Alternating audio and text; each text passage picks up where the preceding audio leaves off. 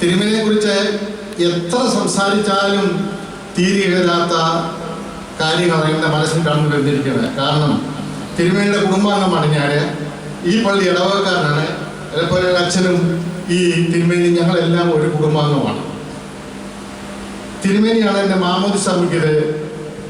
തിരുമേനിയാണ് എന്നെ Sunday school പഠിപ്പിച്ചത്. തിരുമേനി ആണ് എന്നെ മത്വായിൽ ശുശ്രൂഷ കയറ്റിയത്. തിരുമേനിയാണ് എനിക്ക് സുറിയാനി ആദ്യ അക്ഷരങ്ങൾ പഠിപ്പിച്ചത്. ഞാൻ മത്വായിൽ ശുശ്രൂഷിക്കുന്ന കാലത്ത് അന്ന് കുപ്പായം ധരിപ്പിക്കാനൊന്നും വലിയ നിവൃത്തിയില്ല. ഒരു 60 കൊല്ലം മുമ്പുള്ള കാര്യം പറയുന്നത്. അപ്പോൾ തിരുമേനി തന്നെയാണ് ഒരു കുപ്പായം എഴുതിക്കുന്നത്. ഈ കുപ്പായം ഇട്ടോളെന്നും പറഞ്ഞ് എനിക്ക് തരുന്നത്. അങ്ങനെ തിരുമേനി തന്ന ആ കുപ്പായം ഇട്ടുകൊണ്ടാണ് ഞാൻ പള്ളിയിൽ മത്വായിൽ ശുശ്രൂഷയ്ക്ക് കൂടിക്കൊണ്ടിരുന്നത്. അതിനുശേഷം വൈദിക സെമിനാരിൽ എന്നെ കൊണ്ടുപോകും. ഞാൻ ആദ്യം താമസിച്ചുകൊണ്ടിരുന്നത് നമ്മുടെ ഇത് തൊട്ടടുത്തൊരു പള്ളി, സെൻറ്റ് ജെയിംസ് പള്ളി. തിരുമേനി 32 വർഷക്കാലം അവിടെയാണ് ശുശ്രൂഷ ചെയ്തത്. ആ പള്ളിയുടെ തൊട്ടു വാതിക്കലാണ് ഞാൻ താമസിച്ചുകൊണ്ടിരുന്നത്. അതിനുശേഷം ഈ കാണുന്ന ഈ പള്ളിയുടെ വാതിക്കലാണ് പിന്നീട് താമസിച്ചുകൊണ്ടിരുന്നത്. ഇപ്പം ഇവിടെ നിന്ന് കൊണ്ട് മാറി 4-5 വീട് അപ്പുറം മാറി അവിടെയാണ് താമസിക്കുന്നത്. അതുകൊണ്ട് തിരുമേനിയെ സംബന്ധിച്ചിടത്തോളം എൻ്റെ അറിവായ കാലം മുതൽ തിരുമേനി മനസ്സിലാക്കി ഒരാളാണ് ഞാൻ. അദ്ദേഹത്തിൽ കണ്ട കാര്യങ്ങൾ മാത്രമേ ഞാനിവിടെ പറയാൻ ആഗ്രഹിക്കുന്നുള്ളൂ. ജീവിത വിശുദ്ധി, പ്രാർത്ഥന, നോമ്പ്, ഉപവാസം, ഇതെല്ലാം അദ്ദേഹത്തിൻ്റെ ജീവിതത്തിലെ പ്രത്യേകതകളാണ്. എല്ലാവരിലും ഇതുണ്ട്. എങ്കിലും പ്രാർത്ഥന ജീവിതത്തിൽ 3/2 ഭാഗവും പ്രാർത്ഥനയ്ക്ക് വേണ്ടി വിനിയോഗിച്ച ഒരു ദൈവപുരുഷനാണ് തിരുമേനി.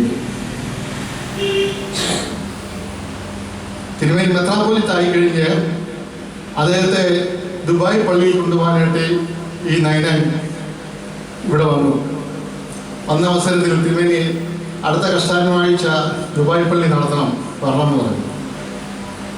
ഞാൻ പിന്നീട് മറുപടി പറയാമെന്ന് പറഞ്ഞു. അതിനുശേഷം ഞാൻ ചോദിച്ചു, തിരുമേനിക്ക് പാസ്പോർട്ട് ഉണ്ടോ എന്ന് ചോദിച്ചു. തിരുമേനിക്ക് പാസ്പോർട്ടില്ല. അദ്ദേഹം ഈ കുഞ്ഞുമാൻ തന്നെ, ഈ നൈനാൻ തന്നെ ഒരു പാസ്പോർട്ട് അതിൻ്റെ ഫോം ഇവിടെ കൊണ്ട് തിരുമേനി എടുത്ത് കൊടുത്തു. ഇതൊന്ന് പൂരിപ്പിച്ച് തിരുമേനി തരണം, ഞാനത് കൊടുത്ത് പാസ്പോർട്ട് ശരിപ്പെടുത്താമെന്ന് പറഞ്ഞു. അതവിടെ ഇരുന്നു. ഞാൻ 2-3 പ്രാവശ്യം ഇവിടെ പറഞ്ഞു. തിരുമേനി അത് ശരിയായിട്ടില്ല.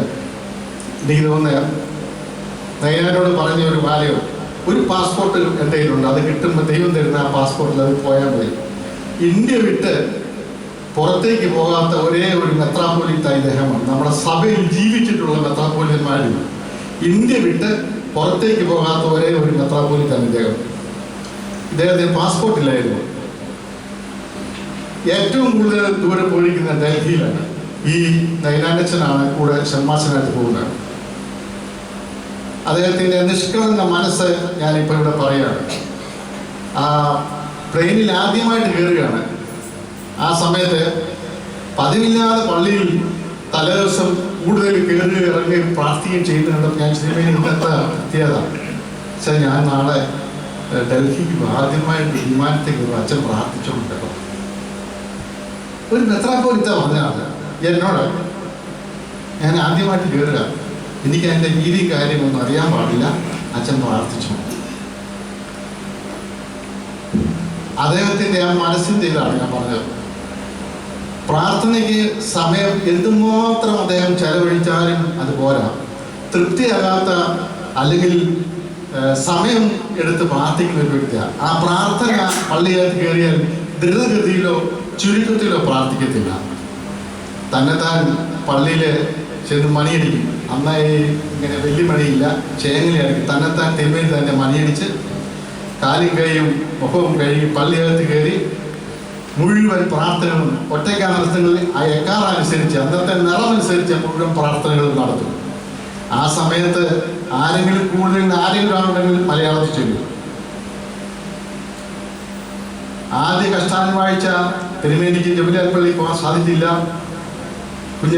നൈനാനോട് പറഞ്ഞത്, എനിക്ക് എൻ്റെ പള്ളിയിൽ, ഇതൊരു കൊച്ചു പള്ളിയാണ്, എൻ്റെ പള്ളിയിൽ എനിക്ക് കഷ്ടാനുവാഴ്ച നടത്തണം.